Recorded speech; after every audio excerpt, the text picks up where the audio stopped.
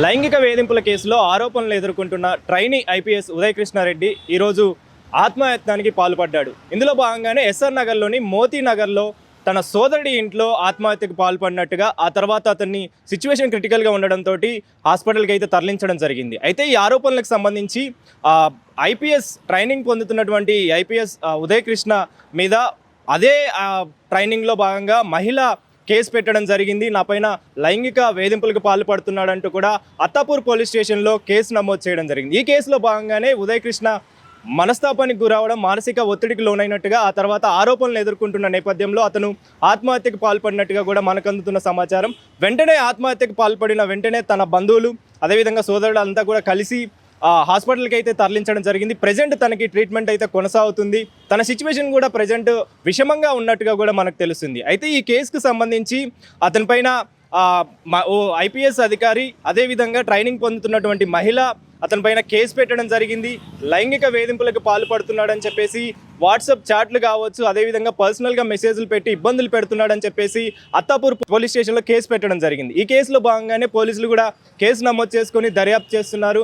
దర్యాప్తులో భాగంగానే ఇతను ఐపీఎస్గా ట్రైనింగ్ పొందుతున్న నేపథ్యంలో అతను అక్కడి నుంచి కూడా సస్పెండ్ చేయడం జరిగింది. సస్పెండ్ చేసిన నేపథ్యంలోనే తను చాలా వరకు కూడా మనస్తాపానికి గురైనట్టుగా, మానసిక ఒత్తిడికి లోనైనట్టుగా ఇవన్నీ ఆరోపణలు ఒకసారిగా ఎదుర్కొంటున్న క్రమంలో అతను నిన్న తన సోదరుడి ఇంటికి అంటే ఎస్ఆర్ నగర్లో ఉన్నటువంటి మోతీ నగర్కి రావడం, ఆ తర్వాత ఆత్మహత్యకి పాల్పడినట్టుగా కూడా తెలుస్తుంది. ఆత్మహత్యకి పాల్పడిన వెంటనే అతన్ని అక్కడి నుంచి హుటాహుటిన హాస్పిటల్కి అయితే తరలించారు. హాస్పిటల్లో అయితే ప్రజెంట్ అతనికి ట్రీట్మెంట్ అయితే అందిస్తున్నారు. ఈ ట్రీట్మెంట్కి సంబంధించి అసలు ఆత్మహత్య చేసుకోవడానికి గల కారణాలు ఏంటి అంటే, ఆ ట్రైనీ ఐపీఎస్ ఉన్నటువంటి మహిళ కేసు పెట్టడం నేపథ్యంలోనే ఆత్మహత్యకి పాల్పడ్డా లేదా ఇంకేదైనా కారణాలు ఉన్నాయా, ఎందుకు చేసుకున్నాడు అనేది మాత్రం తెలియాల్సిన పరిస్థితి మనకు కనిపిస్తుంది. అయితే తాజాగా ప్రజెంట్ ఈ కేసు ఒక సంచలనంగా మారిందని చెప్పాలి.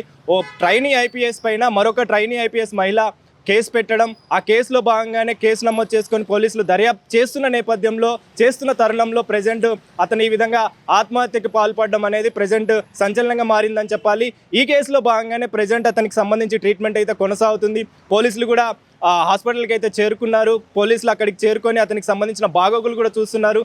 ఆత్మహత్య ఎందుకు చేసుకోవాల్సి వచ్చింది, చేసుకోవాల్సిన కారణం ఏంటి అనే విషయం పైన కూడా ఆరా తీస్తున్నారు. ప్రజెంట్ అతను కోలుకునే స్థితిలో ఉన్నాడా లేదా అనేది కూడా ట్రీట్మెంట్ కొనసాగుతుంది కాబట్టి అతని ట్రీట్మెంట్కి సంబంధించి కూడా క్రిటికల్ సిచ్యువేషన్లోనే ఉన్నదని చెప్పేసి కూడా డాక్టర్ల నుంచి మనకు అందుతున్న సమాచారం. కాబట్టి ఈ కేసులో భాగంగా అంటే మహిళ ఐపీఎస్ ట్రైనింగ్ అక్కడే అతనితో పాటుగా ట్రైనింగ్ తీసుకుంటున్న క్రమంలోనే తనపైన లైంగిక వేధింపులకు పాల్పడుతున్నాడని చెప్పేసి, పర్సనల్గా మెసేజ్లు పెట్టి ఇబ్బందులు పెడుతున్నాడని చెప్పేసి ఈ విధమైనటువంటి విషయంలోనే ఆమె అత్తాపూర్ పోలీస్ స్టేషన్లో కేసు పెట్టడం జరిగింది.